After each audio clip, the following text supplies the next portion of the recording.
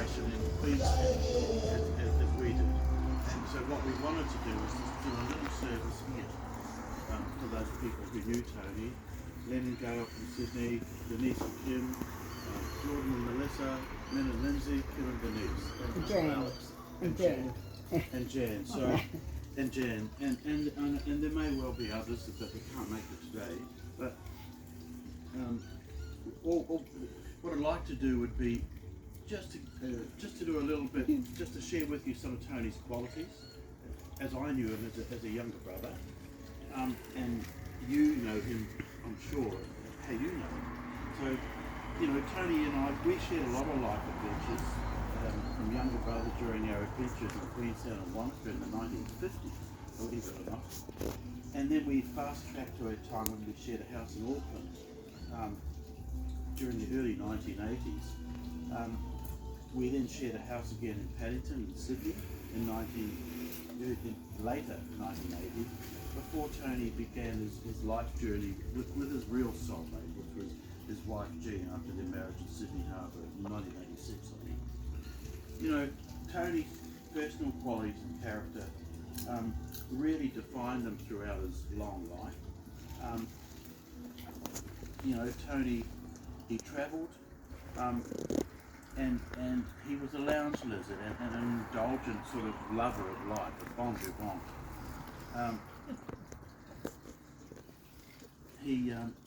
It was Tony's personal qualities that we all recognise as a family.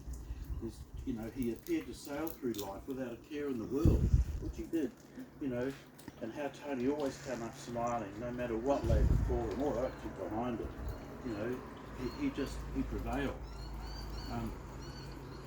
One of the top qualities that we all believe that Tony had was a great proponent of lounge lizardry. He loved lounge lizardry. That was on his top of his list. You know, how to enjoy every idle moment. And there are many examples really that come to mind, but one of my best memories of Tony lounge lizarding was when Tony and Jen were living in Balmain. I was in Sydney at the time, and I'd just taken a design sales job, and Tony said, look, why don't you come over and I'll tell you everything I know about selling and how to do this job. I said, okay. So in between reading the paper and cups of coffee, and making a few phone calls and getting a few sales, that was Tony's job, and he was done for the month. and he always had the most sales amongst any of his colleagues. You know, they talk about working smart or doing just enough to get the results, but he could do it. And you know, Tony's report card from school, what did I often say, Dotto? It's great potential, but could do better if he tried. Tony thought, if you put the effort in. I put enough effort in, I will do this, because I've got lounge lizardry to think about and enjoying life, which he got on, which he did. You know, and we always laughed for Tony for his apparent avoidance of that four-letter word. Work. Avoidance, totally, And, if he could. you know, and we always said that Tony lived in the spirit of Uncle Len, who Min remembers well, who seemed to have, he had such a healthy respect for the art of idleness and a healthy disregard for anything suggesting manual labour or work, you know. Absolutely.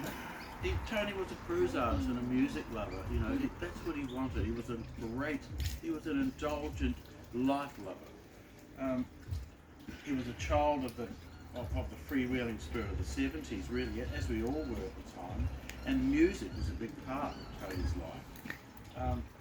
Van Morrison, Joni Mitchell, The Doors, Pink Floyd, you know, Herbie Mann particularly.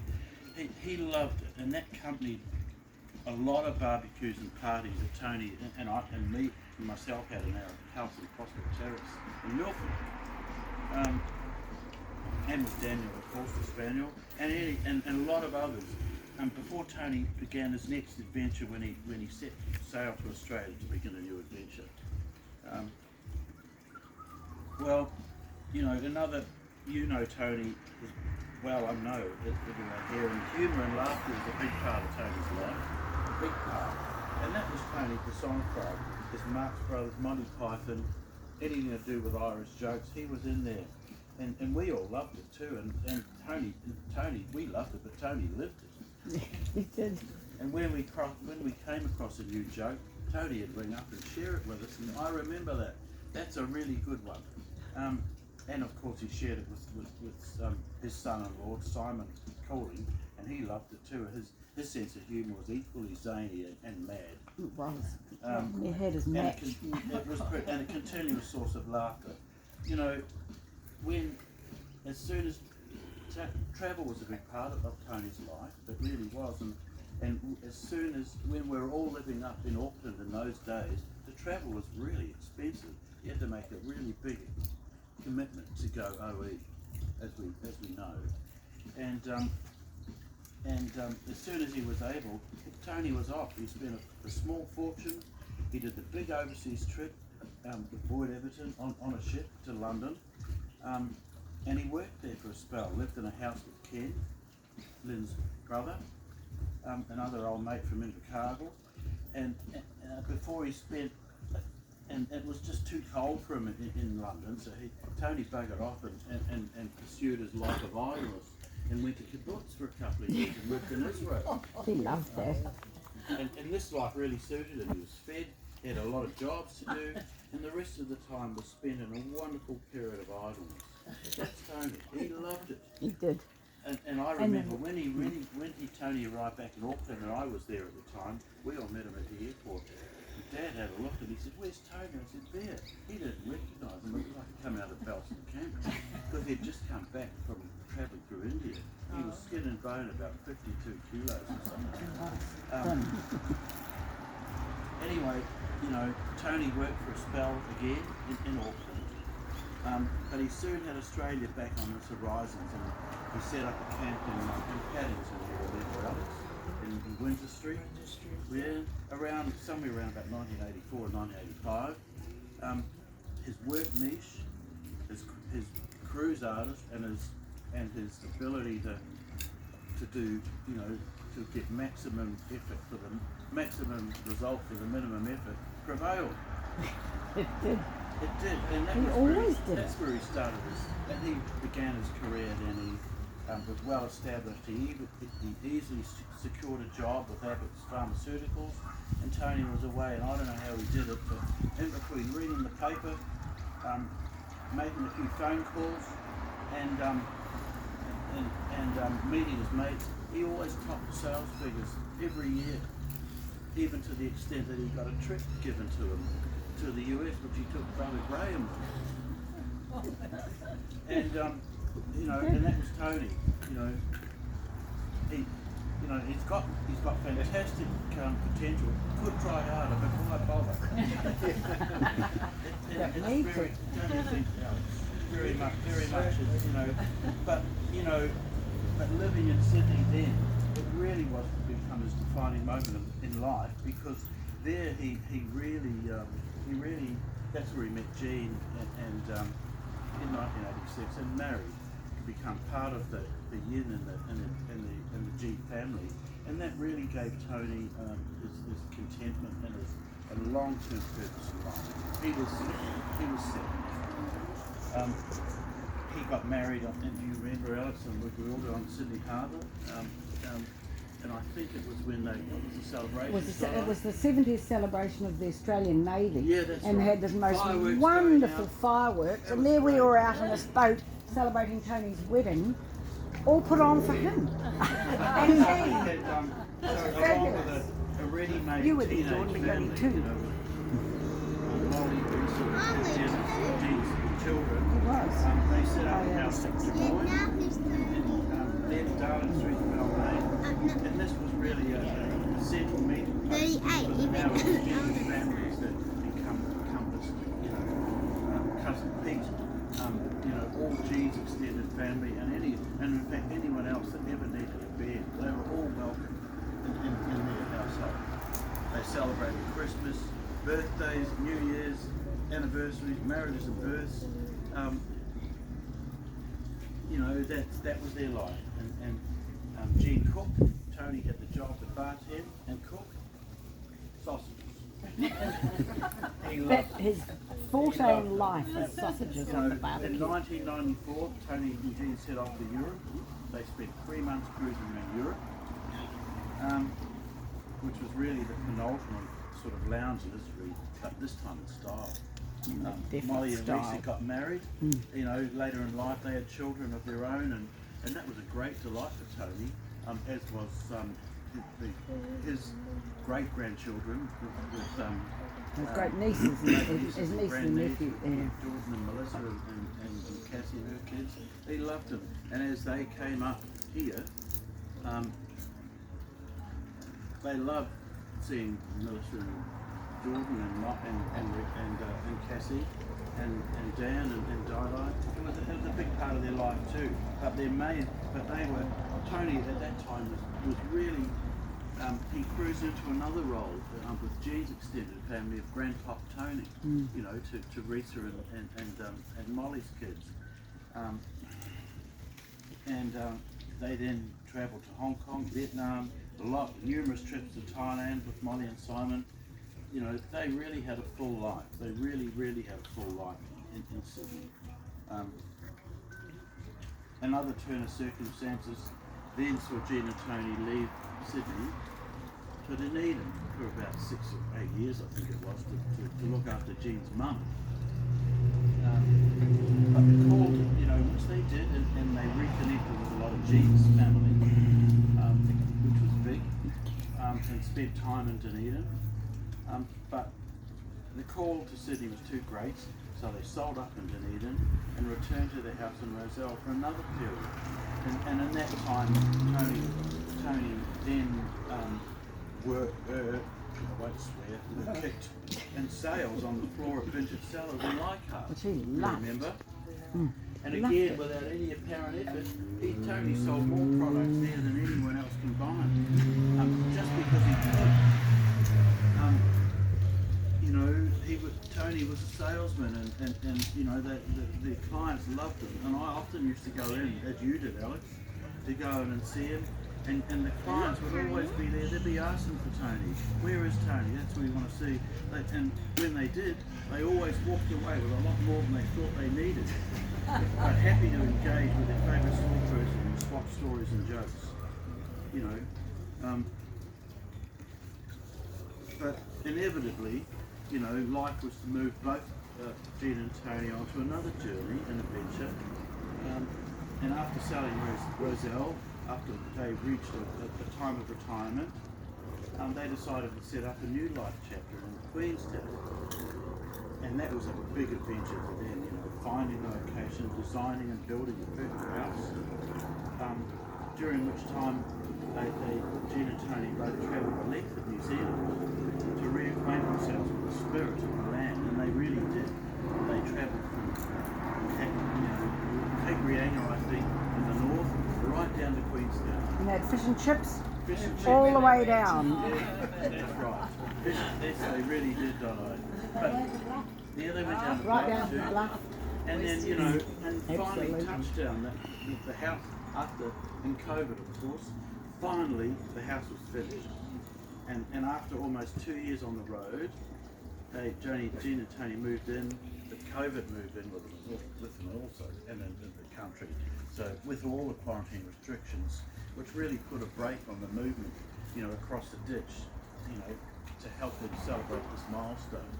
So as much as we wanted to get over there at the time, we couldn't. And neither could they come up here, because there was 2 and 2. Rightly or wrongly, that's what it was. You know, they had a great life in Queenstown, visited all the coffee shops, did all the things Every that they coffee loved shop. to do, decorated the house. They loved it. And it was, you know, Jean's decorations, and Tony looked after the pussy, their new cat, and that's kind of was his job. Easy. But sadly, you know, the celebration that was destined to take place, really, to record that latest chapter, life of theirs, this latest life chapter, was really overshadowed by Tony's illness. but you know, every day was still marked by the trip to the coffee shop, the cafe, you know, the lounge lizard trips, and honestly, the situation in Queenstown was absolutely remarkable. It was a place, it's kind of a place made in heaven, really. For anyone who has never ever been there, please go and have a look. Beautiful. You know, so I you know, we talked about this, and we really think that you know, a person's memories, they do last forever. And although Tony's no longer here with us physically and in body, it's our memories that are going to keep that Tony alive, and his infectious spirit will always keep him alive in our hearts.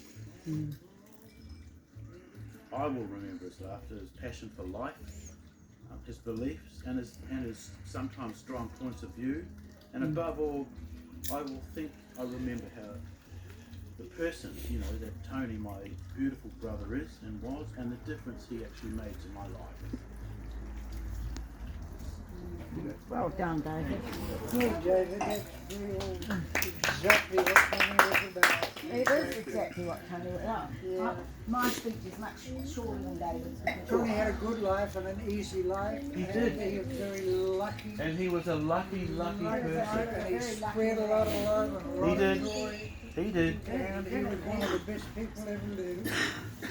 And he was. He was a my very early moment memories of Tony is Dave and I were always together being twins, and Tony was always the one that had to look after us.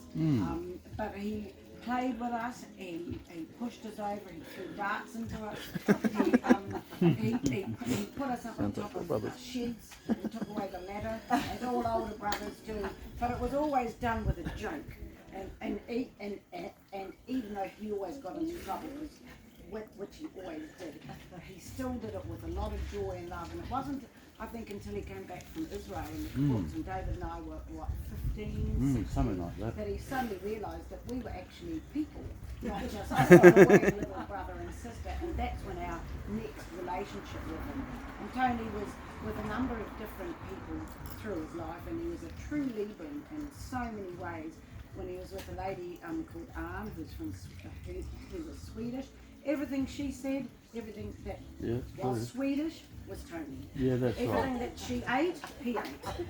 And then he was with another lady who was a full vegetarian. Tony was a vegetarian. He was a Libran, true and He was a true. chameleon. He was sitting there on the scales, and he'd go up and down, and he'd figure out, oh yeah, that's. He was a survivor. And then he met Jean, and then he didn't have to worry about it anymore. Jean was the most wonderful person in his life, and gave Tony so much strength and purpose and family and love, and everything that he had before was just doubled through that. Anything Jean did, he was happy to do. Tony had no idea really of all the workings, the day-to-day runnings of a family home. He didn't really need to, because Jean, being such an organiser, did it all. And Tony was happy. He was so happy. But he was not, he would never say he was a practical person. And one of the things that come to mind is one day Gerald and I, when he came up and stayed with us for a couple of months up here, pre-children, we took our Seaman boat out and took Tony sailing up through Moreton Bay. And we'd gone into Dunwich, and Gerald said to Tony, try. Gerald was very seaworthy and knew it all, and he said to Tony, okay, you ready, Tony? And he goes, yeah. Well, when I tell you, throw the anchor out, because the tide was rushing through, and we had to really throw the anchor out at the right time to hold the boat. Yep, I'm ready, says Tony. So throws the anchor in, but he doesn't attach it to anything. So the anchor goes in, and off the boat we go sailing with the tide, and Gerald said, your brother will never learn, will he? He just was not what you call a practical person. No. But it didn't matter. No, it didn't matter, Because all really. the other things that he did gave rise to joy in his life. And he came up here for all my celebrations, with my kids when they grew up, when I lost Gerald, when Cassie got married, Jordan got married, the grandchildren, he's been up here. He and Jean have been so supportive, and I've been lucky to have them down in Sydney, and it wasn't until Alex came was the first time I actually had family up here, which made it so much easier. And now I've got David. But just, I mean, I'll miss him, and we would be, I would speak to Tony and Jean probably twice a week, every week. And he would always say, "Hi Dotto, how are you?" And that was, he always called me Dotto. And we had a, going back to a family life, there were 4 of us. And so we decided we'd have a secret language. So Graham became Pink Bacon because Gray had Pink Bacon. Tony became Chestnut, so Tony Chestnut. David was Night Night, Day Day, Night Night, and I was Dotto Live Live. So it was Live Live, Night Night, Chestnut, and Pink Bacon. And we were out, and nobody knew what we were talking about. That was him. We played Nicky games when we were younger. It was always his direction of joy and life that carried us through. But just to finish off, Cass should have been here tonight, today, and she tried to be, but she wrote a poem for Tony, and this is on the back of, we had a New Year's Eve party when we were in O'Grady, and you guys were probably there, you and Denise were there, Kim, well, Jordan and Cassie were there, they were children, and we had I think it was a fancy dress of superhumans. So Tony, and I don't know if you all know, but he had an absolute love of the Phantom. He loved the Phantom in every way. The Phantom ring, you know, he loved the Phantom comics. He did everything Phantom. And this particular day, he wore his whole Phantom suit. He looked like the pregnant Phantom. He did. I used to call him. I called him the pregnant Phantom because his skinny just had this. Big pot belly. On small pot belly. Dad painted the Phantom on the back of his dunny door. Yes, he did. That's Life right. size. I remember that. Yeah, that's right. For Tony, and I'll read it for you from her. I will remember you always as the Phantom, a protector of the innocent, a fighter of injustice and cruelty, a man who fought to be his best, with no superpowers to fall back on. He has his wits, his intelligence, and a story of immortality. I remember admiring you in that costume, skin-tight purple lycra, the black mask to hide your eyes, a real-life superhero before me. You lifted me up and we laughed as you made me fly. Although you had no powers, no super strength or lightning speed, you were a superhuman, a gentle man, a kind heart, and a loving soul. I won't forget you, mighty Phantom, and all the ways you built us up, the times you held my attention, all your stories of adventure and the knowledge you would share. Dear Phantom, travel safely. Let the stars lead you into the night. I will miss you, mighty Phantom. Your memory is imprinted upon me. I will remember our time fondly with Phantom, the protector, a man I call my uncle. That's Yeah, lovely, that's though, what isn't it? So that's my impressions of my brother, Yes. who I'll miss dearly. Of course, and we will, Dotto, but he's not gone in our hearts, or in anyone else's hearts this year, because we remember it. Well, let's have a drink to Tony. And well, I've got nothing in mind. I'll fix that. And I've also got a champagne we can give a toast. And if anyone else wants to say anything. And if anyone else would like to share some words too, please. I think you want my wine. Top up, we got enough. Or? David. Yeah, though, a nice buttery Chardonnay. Oh no, I don't want a buttery Chardonnay. No. I'll have Stop recording or savvy, eh? stop recording? I'll cook this my back skin on me.